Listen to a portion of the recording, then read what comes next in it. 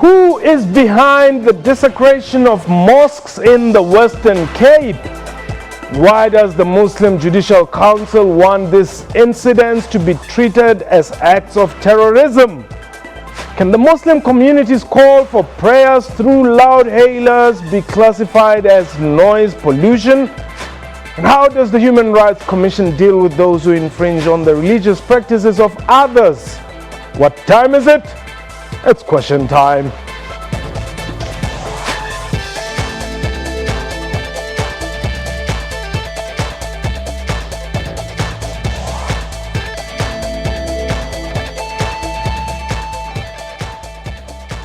Hello and welcome to the show. My name is Mpho Seidu. The Muslim Judicial Council has approached the South African Human Rights Commission to investigate a series of attacks against mosques in the Western Cape.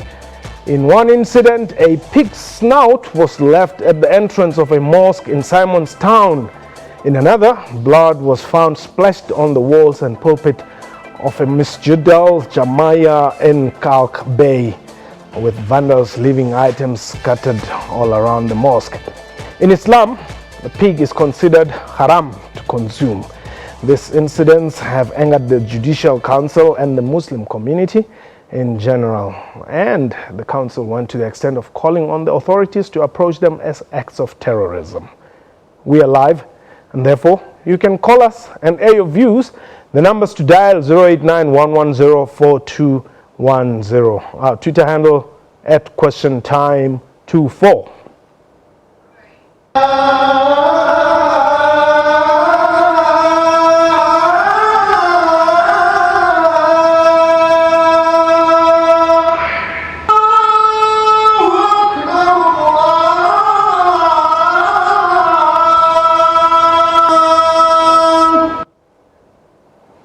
My guest today, Kashwal Brooks, Communications Coordinator for the South African Human Rights Commission. And joining us from our Sea Point studio is Sheikh Ishaq Talib, who is the Secretary General of the Muslim Judicial Council of South Africa. Assalamu alaikum wa rahmatullahi wa barakatuh. Jazakallah for joining us, Imam. Wa alaikum assalam wa rahmatullahi wa barakatuh, Brother Mpho. It's our pleasure to join you on your program. You're welcome. Thank you also for joining us. Imam, let me just start with you right away. The incidents that started, as we were celebrating this new year and all that, obviously they were not well received within the Muslim community. Let's just talk briefly about how these were received. Well, thank you very much once again for the opportunity to be on your program. With regards to your question, the Muslim community obviously is an intrinsic part of the beautiful tapestry of this particular country called South Africa and our rainbow nation. So as Muslims, obviously we look at ourselves as South African citizens who happen to be Muslim from a religious perspective. So we are used to harmonious coexistence and religious tolerance. It is not something that we've only learned in books, but it's something that we've lived throughout the decades here in the Western Cape. Islam, for example, is here in South Africa for more than 350 years. So when things such as the desecration of the mosques in Simonstown and Kalk Bay, when these things happened, obviously the Muslim community looked at it with abhorrence as well as shock and dismay, because it is not something that we are used to. It's not something that even happened in the darkest days of apartheid in our country. Okay, now we are not so sure if these attacks, if we may call them that, are linked to that unfortunate social media post by Liam Ferreira, who apparently later withdrew those comments. And I just want to quote what was said in that post. And it says, "I think it's a crime that no one is standing up to those Muslim bastards blaring their call to pray 5 times a day over massive speakers Why do I need to put up with an Arabic tradition created in the desert thousands of years ago? Stand up for yourself. Burn it down, close quote. And I must just remind our viewers that indeed those are not our views. This is just a post that was attributed to Liam Ferreira, which we do not know if there is any relationship between this post and what has been happening, Imam. We do not know that for sure also from the MDC side, or whether these incidences are linked to each other, and it's not our job also to speculate whether that is the case or not. We deem it very responsible of ours actually to look at each incident individually, and we should allow the South African police services to do the necessary investigations, and if there are any connections between these incidences, then obviously these investigations will yield such results. I think in a post-democratic South Africa, this is something that is extremely unacceptable, and I think it should not only be unacceptable for us as Muslims, but it should be something that is unacceptable for South Africans that live in this democracy and enjoy the freedoms that this democracy affords all of us. Okay. As Muslims, for example, we are taught by our scriptures that we should be tolerant of other religions and other religious persuasions.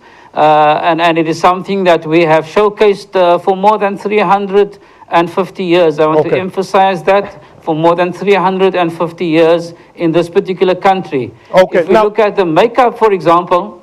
Yes, Imam, I'm sorry, let me just interject there before I come to the Human Rights Commission. Would Muslims consider, and I suppose the answer is no, but I want your comment on this, that reciting the Bilal could be noise to other people, as you may see from this post that 5 times a day, whenever an imam recites the Bilal, calling people to come and pray, which is a noble thing, I guess. But do you consider the fact that this is done on loudspeakers in a community setup? To answer your question, Mpo, yes. The adhan had been sounded in South Africa 5 times a day for more than 300 years. We are again a multi-religious society that pride ourselves on being tolerant of each other. Yes. So as the non-Muslim community or sector in our community have been respectful and tolerant of the adhan that is being called 5 times a day, similarly, the Muslim community has been tolerant of the bells that has been sounded at the churches calling people towards mass and congregation. Okay. So it is something that we've been living, this tolerance, interreligious tolerance. We've been living this for many decades, in fact for centuries. Why should this be a problem now in 2017 when it never was for more than 300 years? Okay. The South African Human Rights Commission, obviously you have taken up the matter. How far is it, and what's your attitude towards this whole incident? Well, yet again, good afternoon to you, and Paul, to the Imam, and also the viewers at home. The important thing is, what we need to understand is that a number of rights have been infringed by these incidents that you've mentioned. First of all, there was the social media incident.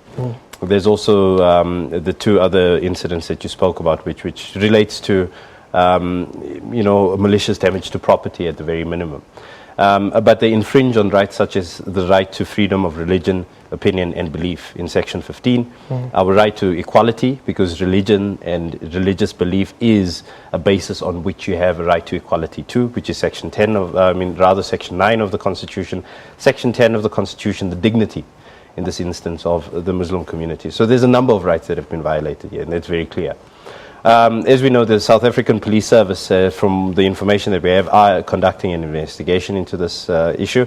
How far they are in their investigation, I'm not too sure. Okay. And similar to what the Imam had said about the Muslim Judicial Council, it's not the South African Human Rights Commission's place to try to say who this is or to speculate on the particular matter. I mean, this is something that has to be dealt with by the police. Okay. But it's a matter that we're investigating, and we had 2 commissioners actually go to the Western Cape to try to deal with this one, Commissioner Chris Nissen, as well as Commissioner Mohammed Amir Mia. Okay, let's take Maud. Maud, you're in Still Bay. Yes, that's right. Still Bay. Yes, go ahead. Thank you. I'm a retired teacher and a devout Christian, and I taught in the Middle East for close on 10 years. And I really became fond of the calling for prayer, but I can understand in South Africa that it can be invasive. So what I've noticed in smaller regions in the Middle East, that the imam, he would use shorter phrases, and it won't go on for so long, maybe 3 seconds, 5 times a day, and that's not invasive at all. And no, I do not agree with shutting down the mosque. To each his own. God is a God for all. Thank you so much. Thanks very much, Maud, there in Still Bay. Now, as the South African Human Rights Commission, your involvement in a matter of this, just asking myself, what would be your interest here?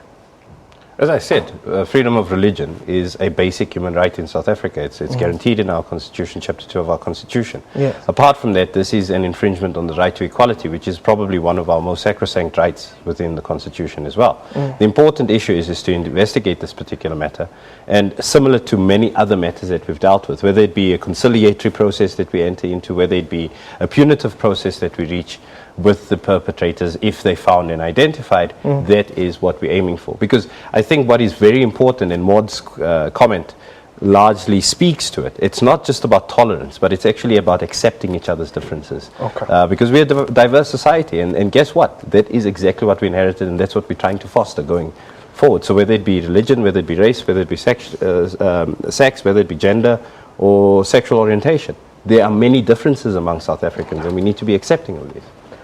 Dougie, you're in the Val. Yes. How are you guys?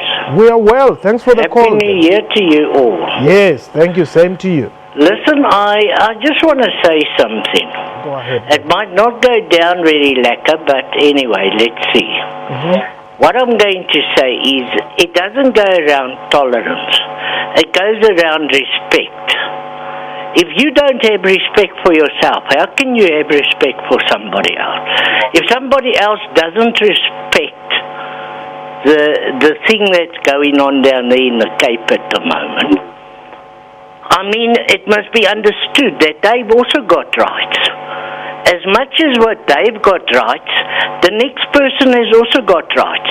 And that must now stop this nonsense, human rights and that, is nonsense. Because as much as what the one has got the right, so has the other, according to our constitution in South Africa. So I really think this is wrong, that the guys are allowed to make this noise, which I hear somebody called it noise pollution. So, it is maybe noise pollution, because what happens if they close their own ears? If they can't hear it themselves or don't want to hear it, how can they expect somebody else to hear it? And especially if it's not in the same vein as what we all enjoy as music. I mean, they must also have consideration for the next person. Okay, Dougie. Yes. What do you mean they can't hear the noise themselves? Because they put their fingers in their ears, so they make sure that they're not hearing, because that's when they pray.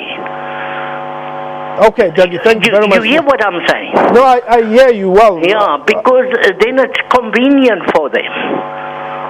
Okay, let me get the Imam to respond. Imam? Thank you, Mpo. I think the caller there is somewhat misinformed with regards to the adhan, or the call to prayer.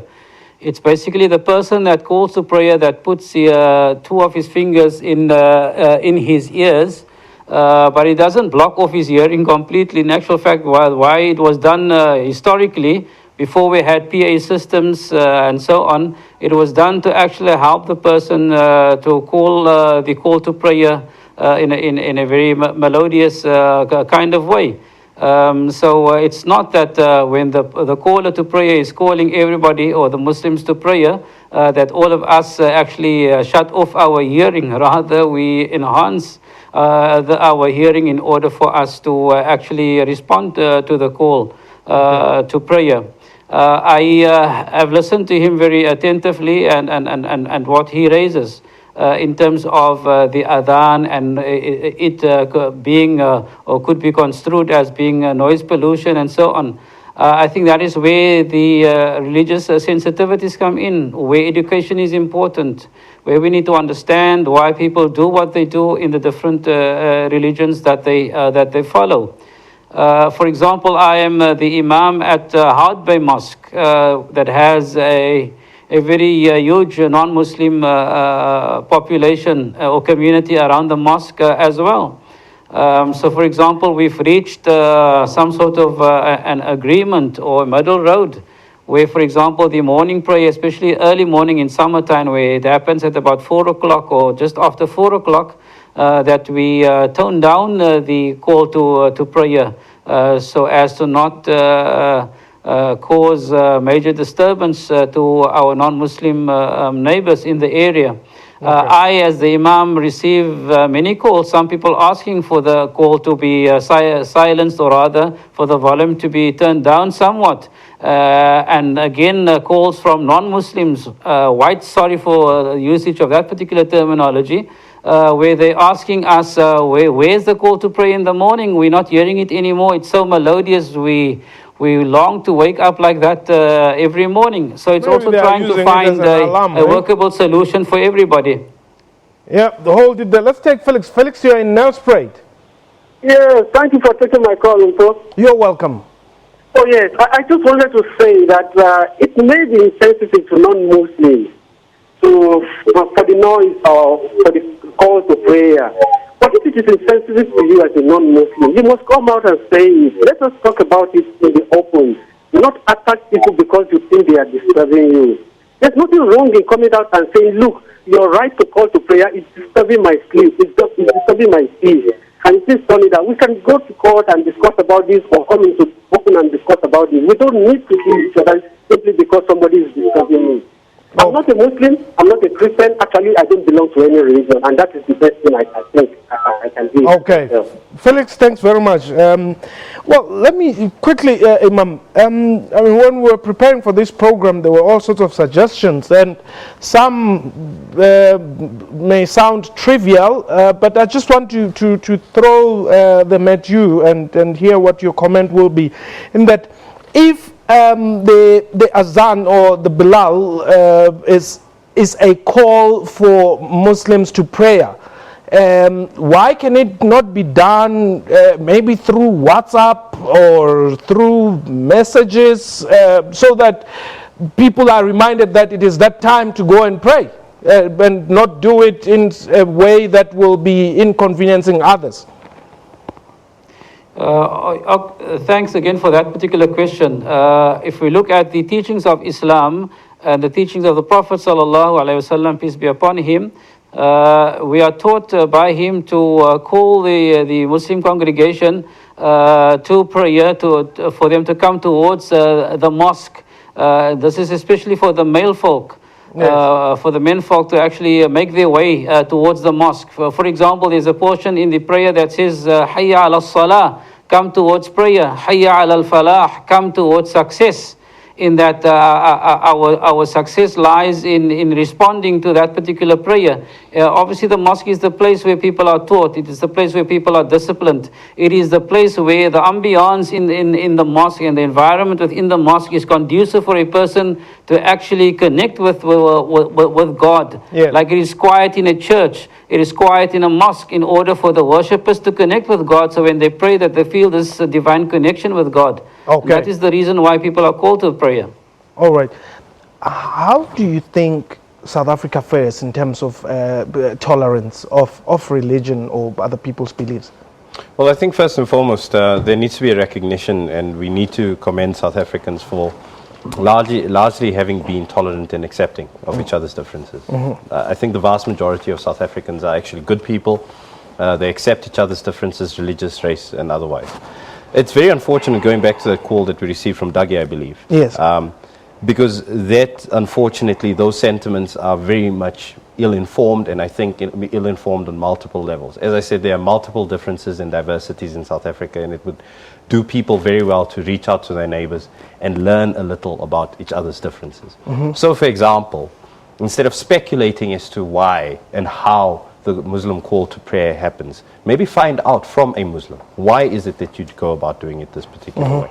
What does it mean? What is the significance thereof? And maybe you'll have greater respect therefore. That's the first point. The second point is also, what about our constitution?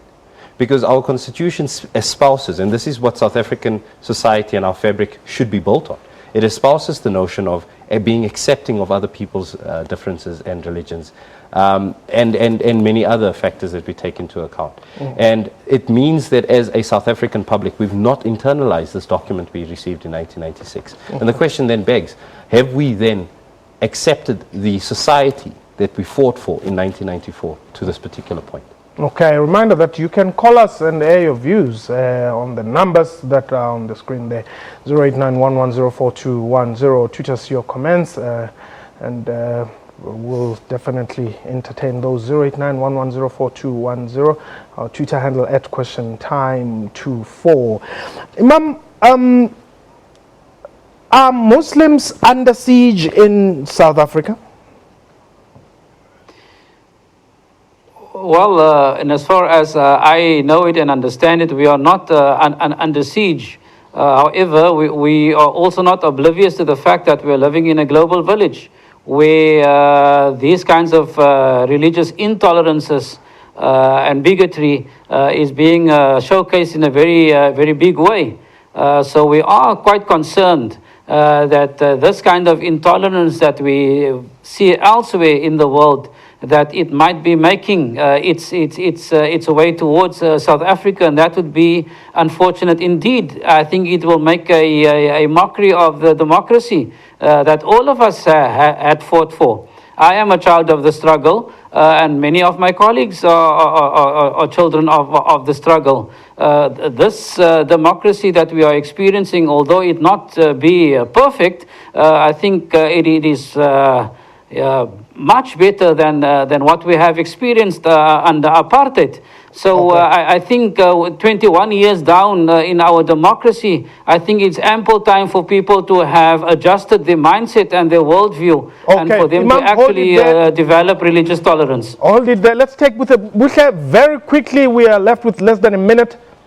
Okay, hi, thanks for taking my call. I just want to find out, he's mentioned, your speaker there, that it's been more than 300 years that we have Muslims in South Africa.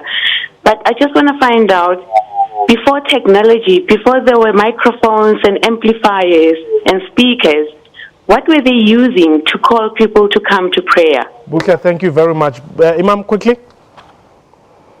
Yeah, basically what happened was that we have the different minarets that we see the mosques have, and what used to happen was that the caller to prayer would climb up the ladder right on top and then call people towards prayer from high above the mosque, using his voice and amplifying his voice to the best of his ability. Okay, thank you very much, gentlemen. And that was question time for today. A big thank you to my guests and to you for watching the show. To our Muslim viewers, Alhamdulillah, Subhanallah, La ilaha illa Allah, La hawla wa la quwwata illa billah, Ahmakallah, Yaramukallah, Inna illallah wa inna ilayhi rajiun. I record.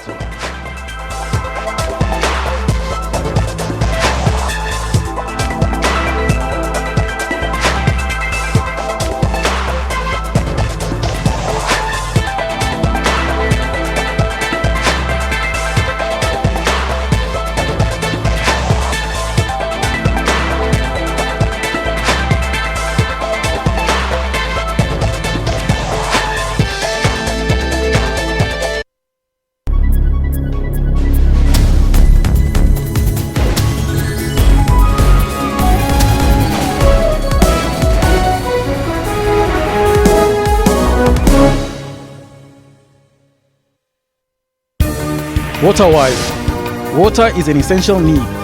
The scarcity of it could lead to loss of many lives, including livestock, plants, and much more. It requires us to use it sparingly and responsibly in times of need, failing which our taps and sanitation will not function. For more on water and weather issues, stay tuned to News Today, every Friday at 4:45 Central African Time. SABC News, making you water-wise. A presumed U.S. drone strike in the south of the country has killed 3 Al-Qaeda suspects. Death toll in Yemen's 18-month-old civil war now stands at about 10,000. People get killed or die and are actually buried before they're recorded, and we don't have a way of recording that, but we know the numbers are much higher. Water restrictions are to be imposed on villages in and around the Nkomazi municipality. Pumps can't pump the water because there's no water in a river, and if the water is coming back, then it's full of mud. Those who can pray and those who can do any miracle to make sure that we've got enough rain, give it a try.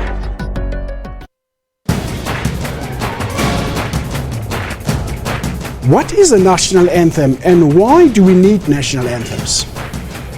A national anthem becomes an instrument to foster social cohesion, identity, to create a sense of identity of a country. It does happen that people feel that they cannot commit to what the national anthem does. Unity is not formed from the sky.